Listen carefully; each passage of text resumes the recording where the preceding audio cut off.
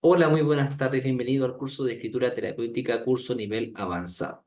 Seguramente tú ya pudiste comprobar los efectos y los beneficios de la escritura terapéutica en el curso inicial, descubriendo un marco teórico base y necesario para poder comprender cómo a nivel cerebral nuestro aprendizaje está registrado todo en un sistema de emociones, en un sistema de creencias y en un sistema también de actitudes que predisponen nuestros comportamientos.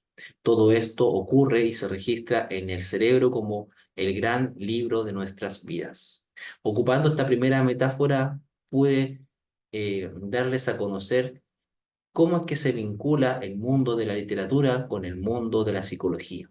¿Cómo es posible que a través de esta técnica narrativa denominada escritura expresiva o escritura terapéutica se obtienen beneficios para poder generar nuevas redes neuronales, nuevas redes de aprendizaje? Puedes aprender, pero también puedes desaprender. ¿Y qué es lo interesante? Que aprendiste en los primeros tres cursos, las tres primeras clases, cómo el concepto de trauma o de dolor interno está siempre asociado y siempre en presencia de una hormona principal que se llama cortisol. El cortisol, como aquella hormona del estrés, está presente en grandes eventos que han sido dolorosos en nuestras vidas. Y muchas veces estos recuerdos no están accesibles, producto de un sistema de mecanismos de defensa, entre ellos la represión, donde no recuerdas, no accedes, presentas lagunas mentales. Sin embargo, es necesario volver a reconectar emocionalmente aquellas situaciones de base que generan todo un sistema de creencias respecto a quiénes somos nosotros, y explicarían también por qué es que respondemos de una manera diferente a otras personas frente a un estímulo específico. Por ejemplo, una respuesta fóbica frente a una araña, una respuesta de mucho estrés o de querer escapar de una situación donde estés rodeado de muchas personas, tendría una explicación según la teoría que revisamos en el módulo inicial, la teoría de los tres cerebros, donde el cerebro se ha ido desarrollando por diferentes capas, por diferentes lóbulos que se superponen, y en cada uno de estos lóbulos existe una que otra competencia o función cerebral, entre ellas la memoria, entre ellas también el procesamiento de la información, la codificación y la decodificación de los datos, etcétera. La toma de decisiones es uno de las funciones superiores que se desarrolla en el último episodio o transición entre la adolescencia a la adultez. Sin embargo, esta toma de decisiones, esta capacidad también de establecer un juicio crítico con la realidad, permite que en mejor o mayor medida podamos tener un diálogo interno con nuestros pensamientos. Y es aquí, en este cerebro ya adulto, que podemos revisar cómo es que los eventos del pasado, en la adolescencia, en la infancia, o incluso aquellos recuerdos inducidos por otras versiones que nos comentan acerca de lo que sucedió en nuestras vidas, si eso permeó a nivel psíquico, se generó un sistema de creencias. Y este sistema de creencias es reversible ahora en tu vida adulta, ahora tú puedes sanar, ahora tú puedes reparar muchas de esas heridas y condicionar nuevamente tu cerebro que esta respuesta de la hormona cortisol se controle, se mitigue o desaparezca incluso.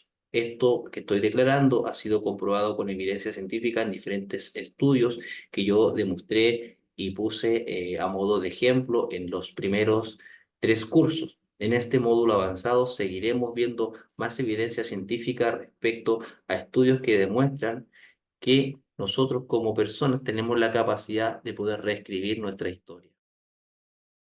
En este curso avanzado, en el presente módulo 4,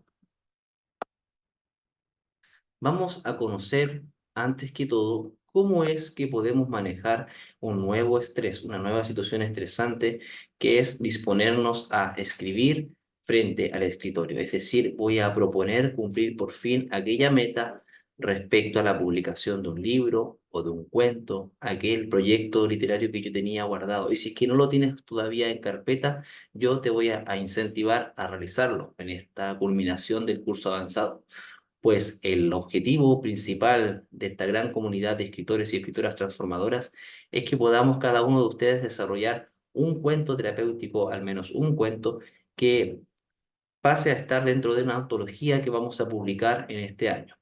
todos los años y constantemente, en la medida que egresen más personas de estos cursos, podremos tener mayor cantidad de publicaciones. Y esto, a la larga, generará un impacto no solamente en cada uno de nosotros, de nosotras, a nivel de nuestra autoestima, nuestra autovaloración positiva, y es en sí un proceso transformador, como conocerás en este curso avanzado, pero también generará un impacto en la vida de otras personas que, por medio de tus cuentos terapéuticos, podrán acceder al proceso de transformación que viviste a lo largo de este curso. El nombre del módulo 4 es Frente al escritorio, y en este módulo los contenidos principales son ejercicios de estimulación para la escritura creativa, ejercicios de planificación y organización para el desarrollo de la obra, aspectos teóricos de la estructura y variables de un texto de ficción y su comparación con los procesos psicológicos, tipos de narrador, tipos de finales, caracterización de personajes y conflictos, interno y externo, y ejercicios de escritura libre.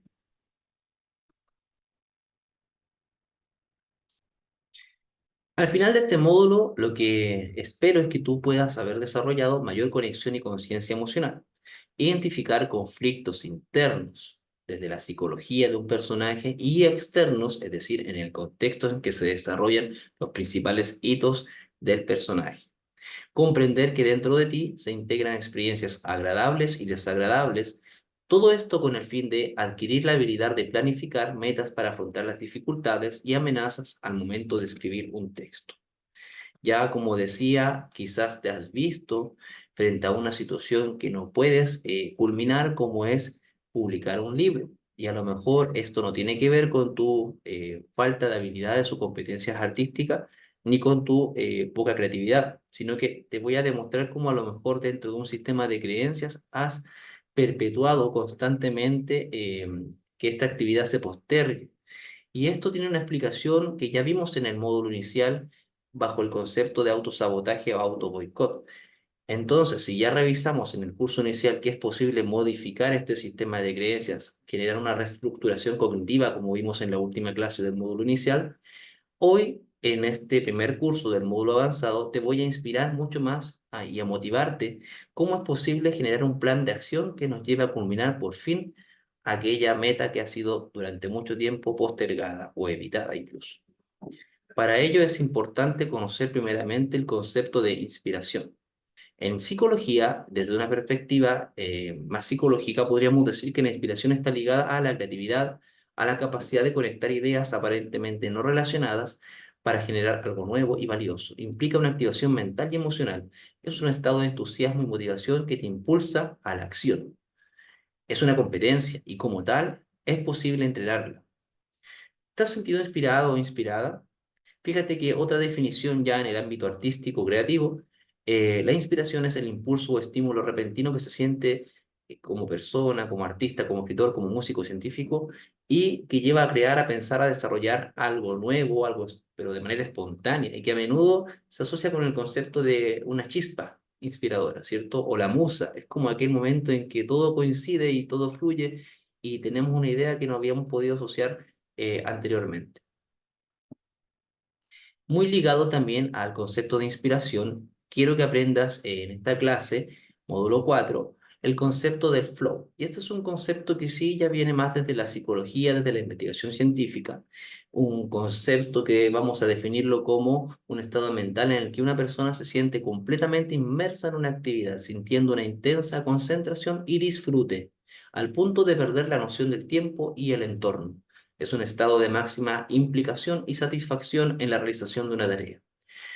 Una de las principales características del flow es que existe el desafío y la habilidad. La tarea representa un desafío adecuado para las habilidades de la persona. No es más ni es menos, sino que en la justa medida te genera una meta al cual cumplir, una meta a la cual tú quieres llegar y te sientes capacitado con una base y quizás necesitas un poquito más de entrenamiento y eso representa ya una motivación personal para poder lograr todo y conseguir este objetivo. Otra característica del flow es que existe mucha concentración. La persona se enfoca completamente en la tarea. Sus objetivos son claros. Los objetivos de la tarea están claramente definidos. Existe retroalimentación inmediata. La persona recibe una retroalimentación instantánea sobre su progreso, es decir, la acción en sí es satisfactoria, la acción en sí genera placer. El control. La persona siente control sobre la tarea. 6. Pérdida de conciencia de uno mismo. La autoconciencia disminuye. Empiezas a actuar en piloto automático.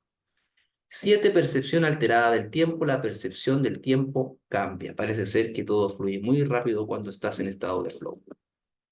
Este concepto fue introducido por Mihaly Csikszentmihalyi en 1975. Fíjense que ya lleva bastante tiempo y sus estudios no han parado. El estudio de este concepto, se han hecho muchas pruebas psicológicas, sociales también, principalmente en el campo de la educación y de la psicología deportiva.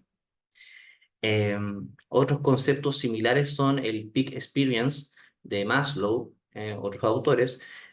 También hablaban de algo muy similar, Telegan y Atkinson, cuando se referían a una experiencia de absorción, ¿cierto? En la que entraban estas personas como un estado casi de trance. Sin embargo, en la definición de Mihaly, es una sensación de que las propias habilidades son adecuadas para enfrentarse con los desafíos que se nos presentan. Una actividad dirigida hacia unas metas y regulada por normas que, además, nos ofrece unas pistas claras para saber si lo estamos haciendo bien. La concentración es tan intensa que no se puede prestar atención a cosas irrelevantes. La conciencia de sí mismo desaparece y el sentido del tiempo se distorsiona. Veamos esta imagen. Existe una montaña más alta en el fondo, una intermedia y una quizás un poquito más baja, en la que han alcanzado la cúspide un grupo de montañistas. Es un trabajo en equipo, existen metas claras, quieren llegar quizás a esa última montaña. Sin embargo, ¿por qué esta imagen es representativa del flow? Porque el flow se caracteriza por tres dimensiones principales. En primer lugar, una serie de antecedentes. En segundo lugar, la experiencia en sí. Y finalmente, los efectos. Y si hablamos de motivación, ¿ya? La motivación es un impulso que te lleva de un estado emocional a permanecer en él y llegar a uno superior o aspirar a uno superior. Por ejemplo, en el caso de la felicidad, mantenerte en ese estado feliz, buscar otro estímulo que te motive a estar igualmente feliz o incluso extasiado, como alguna etapa superior, sería como una montaña, acá en la imagen, una montaña más grande de la que tú estás ahora. Entonces, los antecedentes son todas las percepciones de metas y retos claros. Frente a una gran meta en la vida, como puede ser llegar a ser el jefe de un puesto de una empresa, muchas personas no experimentan el flow, ya muchas personas al no ver satisfechas estas necesidades o estas metas, se decepcionan rápidamente. Y como decíamos en unas láminas anteriores, esta es una competencia, es algo que tú puedes entrenarte en ello, lo que aconseja este autor, Mihaly, respecto a el flow, que tú puedes autoinducir estos estados de flow si a lo mejor la meta la segmentas en varias otras metas más intermedias o pequeñas, como en el caso de estos montañistas que querían llegar a la cúspide de la montaña más grande. Sin embargo, no atravesaron directamente la ruta hacia esa montaña más grande, sino que fueron por picos intermedios y revisando esas metas, quizás puede ser que te demores más, pero el efecto psicológico es tal que si tú cumples una meta, ya se dispara a nivel cerebral neurotransmisores como la dopamina, que están asociadas al placer, ya a la recompensa, al sistema de recompensa, y por ende es muy positivo que tú te propongas metas más pequeñas, ya que te conecten con esa meta superior para tener esta percepción de placer y de autorrecompensa. Y es aquí donde entra en juego el concepto de flow, porque ya te decía que el flow es una experiencia satisfactoria en sí. Entonces, si miramos la imagen, es muy posible que esas personas estén experimentando un goce pleno cuando hayan llegado a la montaña. Y eso les empujará con más placer, con más disfrute a ir en la trayectoria, en el camino hacia la segunda montaña y ya mucho más hacia la tercera. En comparación que si solamente se propusieran escalar como meta única la más grande, muchos se quedarían quizás exhaustos en el camino, se rendirían y esto contagiaría al grupo y finalmente ninguno de ellos podría lograr. Por eso es que es muy importante, tanto en metas grupales, colectivas como individuales, establecer metas más pequeñas o intermedias para darte un impulso cada vez mayor. ¿Y cómo aplica esto al módulo frente al escritorio? Que si el gran desafío es poder publicar un texto, quizás nunca lo has podido hacer porque tu mente siempre ha estado enfocada en esa gran meta que es la publicación, pero no nos proponemos metas más intermedias o pequeñas como sentarte frente al escritorio, desarrollar un plan de escritura diario, constante, que implica disciplina, pero que a la vez, cada vez que tú vas cumpliendo esa meta, que puede ser escribir durante 1 hora diaria, durante 2 horas a la semana, eso ya es subjetivo y depende de tus tiempos y tu organización, pero cada meta que tú cumples contigo mismo, con ese compromiso personal, desarrollará un impulso más grande hacia escalar esta gran montaña. Otro concepto que es importante que tú reconozcas en este módulo tiene que ver con el concepto de motivación, que se separa en motivación intrínseca y motivación extrínseca. Fullagar y Mills en el 2008 mostraron que la experiencia óptima, es decir, el flow, que es otro concepto como sinónimo, experiencia óptima, estar en estado de flow, está asociado a la motivación intrínseca y no a la extrínseca. ¿Qué quiere decir esto? Que cuando se está en estado de flow, la actividad produce un estado mental tan satisfactorio que la persona realiza una actividad sin importarle la recompensa externa, la extrínseca, incluso cuando requiere invertir un alto costo de energía en la tarea o bien realizar un gran esfuerzo para alcanzar la meta. Entonces, si se ha demostrado en los estudios que es independiente el estado de flow a la motivación extrínseca, es decir, al premio, por ejemplo, si en una carrera el gran premio es una medalla, primer lugar o una copa, la persona que experimenta el flow, es decir, que mientras va corriendo obtiene una satisfacción tanto energética hacia su cuerpo, como a lo mejor psicológica, un estado de bienestar, de estar respirando, etcétera, etcétera, mirar el paisaje, esa experiencia en sí de flow es independiente de si gana o no gana un premio en esa competición. La diferencia entre la experiencia de flow y la motivación está en que la primera, flow, se centra su foco en la experiencia subjetiva, tanto efectiva como cognitiva, implicada durante la realización de una actividad, mientras que la motivación se focaliza en el motivo por el cual se realizó o se planea realizar una actividad. Es decir, la motivación está antes de la actividad o posterior a la actividad donde se obtiene una recompensa. En cambio, el flow es en el proceso en sí de la actividad.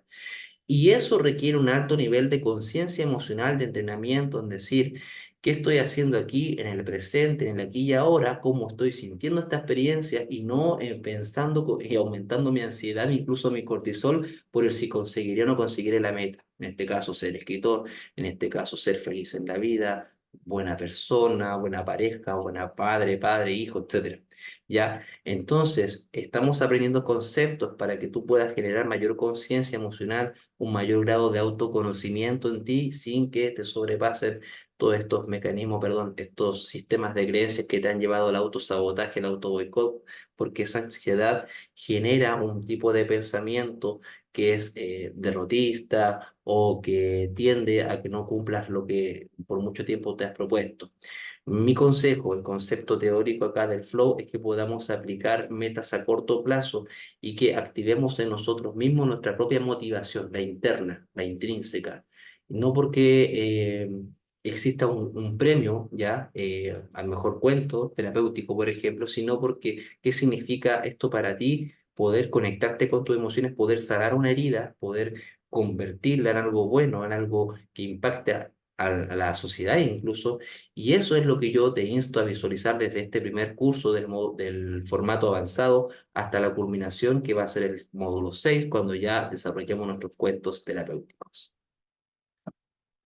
Eh, la motivación intrínseca en psicología se refiere a la motivación que proviene del interior, impulsando a las personas a realizar una actividad por el placer y la satisfacción inherentes a la misma, más que por las recompensas externas. Esto ya lo habíamos mencionado. Y solamente me voy a detener, tú puedes leer esto con calma, en que las principales características de la motivación intrínseca es que se relacionan con la persona misma y no con los factores externos, tiene un componente de placer y disfrute, tiene un sentido de competencia, la persona se siente capaz de realizar la actividad y alcanzar sus objetivos, tiene un sentido de propósito, la actividad tiene un significado para la persona y contribuye al crecimiento personal.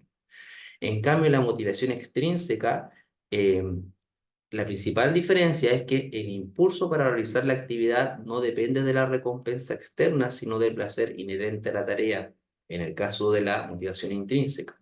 Los ejemplos son que un artista pinta por puro placer y satisfacción personal. Eso es cuando existe un alto nivel de motivación intrínseca. Un niño que lee por gusto, una persona que realiza un ejercicio físico porque disfruta de la sensación de bienestar y energía. Unas preguntas para que tú puedas pausar un momento el video y reflexionar. Si quieres puedes poner música de fondo. Y dice así, ¿qué sientes que te inspira o qué te motiva a realizar este curso? ¿Por qué estás aquí? Y en esta pregunta reconoces ahora si hay principalmente motivaciones intrínsecas, personales, que te generan placer, por la propia actividad de escribir, por ejemplo, o reconoces que existen motivaciones extrínsecas. Quieres conseguir una meta, una fama, un reconocimiento por tus textos, por ejemplo. Quieres congraciar a alguien que no eres tú, sino un familiar. Deténlo ahí un momento y si gustas puedes escribir todo esto mediante la técnica de asociación libre en una hoja en blanco, escribir a mano todo lo que haya salido en esta primera reflexión. Bueno, pasamos ahora a la parte 2, que son los aspectos teóricos literarios. En este curso, en este módulo 4, es importante reconocer algunos conceptos del orden literario. Por ejemplo, la estructura de un texto. ¿A qué nos referimos con la estructura? La estructura de un texto literario de ficción se refiere a la organización de los elementos de una historia, como la trama, los personajes, el ambiente y el tema, que permiten al lector comprender la relación entre los elementos y cómo se desarrollan a lo largo de la narración. Existe una trama, que es el desarrollo de los eventos en la historia, desde la representación de la situación inicial hasta la resolución final.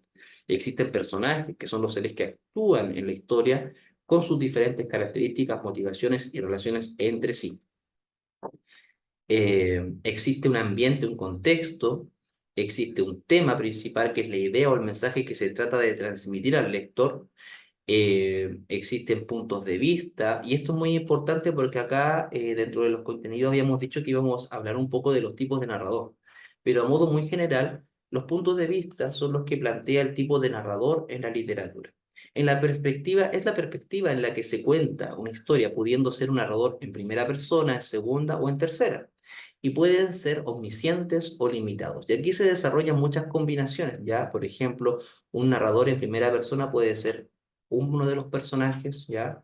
Que aparece o irrumpe en un capítulo, puede ser uno que aparezca durante toda la historia, que sería el héroe principal.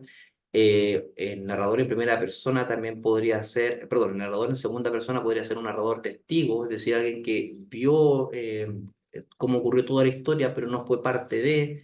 Entonces, lo más importante es reconocer también las limitaciones que tienen estos narradores. Estructura narrativa. Se refiere a cómo se organiza la trama, pudiendo ser lineal, circular o no lineal. Y acá suceden, por ejemplo, en la imagen que observamos en la pantalla, del texto de Rayuela de Julio Cortázar, yo lo tomo como ejemplo para explicar algunas de estas combinaciones. Es un texto que pudiera ser lineal, si uno lo lee desde el capítulo 1 al último, pero pudiera ser no lineal o también una línea diferente a la línea original del tiempo de los capítulos. ¿Por qué? Porque el autor también plantea una lectura de acuerdo a los capítulos, la secuencia de los capítulos que él dispone, ¿ya? Entonces existen dos maneras de leer, por lo menos dos, a Rayuela de Cortázar. Una siguiendo, como les dije, secuencialmente del uno hasta el último, o los que él propone, alterando incluso el orden, retrocediendo, ¿ya? Sin embargo, se genera una nueva perspectiva, y por eso es que también, citándolo al tipo de narrador, también altera la estructura, la perspectiva con la cual se cuentan las historias. Si esto lo llevamos al campo de lo que es la escritura terapéutica, yo he querido compartir con ustedes estos contenidos porque estamos siempre homologando, haciendo una metáfora, un símil entre lo que es el cerebro, como el gran libro de tu vida, y si, por ejemplo, nosotros tuviéramos un cerebro, perdón, dicho, como el libro Rayuel, es decir, donde la información parece a veces avanzar secuencialmente, pero a veces parece ir y venir en flashback, ¿cierto? En recuerdos, o pensar sobre el futuro, ser ansioso y volver al presente. Eso parece un modelo un poquito más circular de la estructura literaria. Entonces, esto te sirve para también poder reconocer de qué manera tú organizas la información dentro de ti, de qué tipo de narrativa interna, de qué tipo de diálogos estás teniendo, de qué personajes aparecen en tu vida. Siempre llevándolo al campo de la mente, siempre llevándolo al campo personal. Que todos estos contenidos literarios te sirvan para organizar mejor tus aspectos terapéuticos que estás desarrollando en este curso. Bueno, y acá, siguiendo con los aspectos teóricos literarios, existen una serie de conceptos que son figuras literarias en un texto de ficción que te van a permitir desarrollar mayor argumento de tu drama, como también enriquecer o embellecer tu prosa, ¿ya? Por ejemplo, no es lo mismo contar un texto muy descriptivo, porque eso también podría generar un tedio en el lector o en ti mismo, que a lo mejor no quieras continuar con este flow, con esta motivación. En cambio, si tú incorporas figuras literarias a tu descripción de cómo fueron los hechos o lo que estás imaginando en este texto de ficción, puedes ocupar, por ejemplo, la metáfora, ¿ya? Puedes ocupar el símil o la comparación, que la leve diferencia es que en una hacemos una comparación con otro sustantivo, con otro elemento de la naturaleza, ¿ya? Que guarda ciertas características similares. Por ejemplo, decir a una persona, eres un sol, es una metáfora, haciendo alusión quizás no a lo quemante de esa persona, pero a lo mejor eres un sol en cuanto a lo hermoso, lo bello que es esa persona, ¿ya? Eres como un sol, es una comparación que apuntaría quizás a lo mismo, sin embargo, acá no es tan directa la comparación, sino que mantenemos la diferencia, la distancia entre el sol y la mujer, por ejemplo, en la imagen, pero esta mujer se parece a este sol, a un día soleado, por ejemplo. En cambio, eres un sol, parece que ser que se fusiona, como sale ahí la imagen tanto del sol con las piernas de la mujer.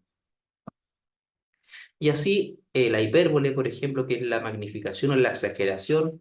Hay una imagen que dice, mi corazón se rompió en mil pedazos. O sea, literalmente no se rompe el corazón, pero metafóricamente o literal, o claro, está haciendo como una especie de metáfora, pero es una metáfora que lleva a la exageración, ¿ya? Es un corazón que se partió. Tardó 1000 años para llegar, eso es una exageración, es una hipérbole máxima, ¿cierto? Tardó 1000 años, nadie puede llegar tarde 1000 años, pero sí a lo mejor llegaste 10 minutos tarde y pareció que fueron 1000 años. Personificación, atribuir cualidades humanas a los objetos, la ironía, expresar lo contrario a lo que se piensa, y la paradoja, expresión que parece contradictoria pero que contiene una verdad profunda. Bien, hay un montón acá de figuras literarias que te van a servir, las puedes revisar, puedes buscar muchas más para poder enriquecer tu prosa, como decía, a nivel literario. Otros recursos literarios para narrar la secuencia de una historia, bien mencionaba, son el flashback, el raconto y el flash forward, que lo que hacen básicamente es eh, interrumpir la secuencia lineal de una narración.